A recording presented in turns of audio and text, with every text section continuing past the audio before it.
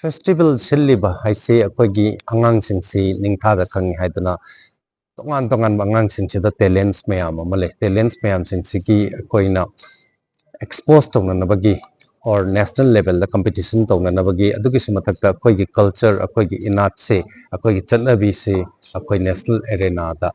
CC Manipur, I say a Kogi culture na sakta ebony, sports na sakta ebony, Adugum mayamdo, Tang Nanabagi platform, Mamasani, Koina provide to Zerise. Adugi matakta drug ta lagi mobile ta lagi tongan ba unrest mayam am da yauraga leipa mayam do sigi youth festival sila agadi at least certain portion of youth mayam sing se koi gi sidai se da focus torak laga productive over life oina nabagi koi gi pandam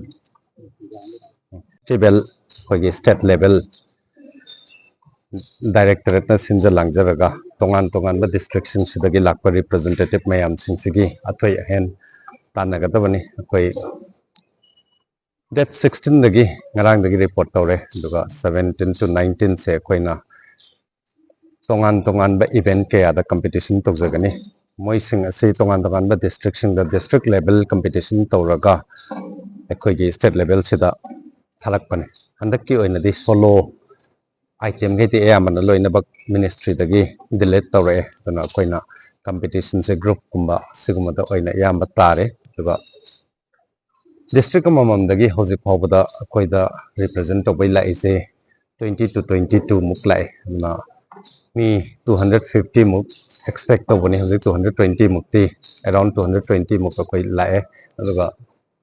Moising Sidagi champion or a passing Sina Koji national level youth festival the Thadene. Koigi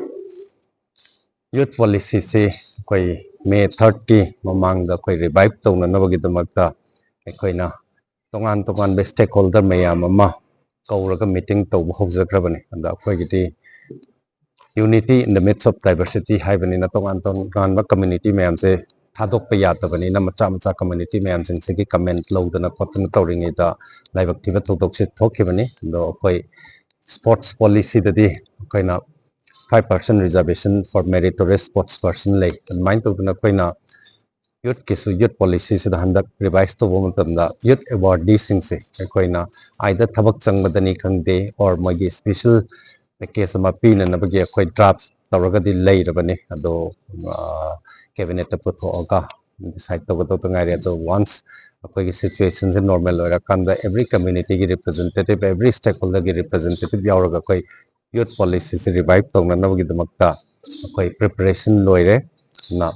anova youth policy lakpa matamda de khoi youth awardee mayam jing sigisu aida thabak changbadani khangde train ticket khangbadani khangde aeroplane ticket khakpadani khangde or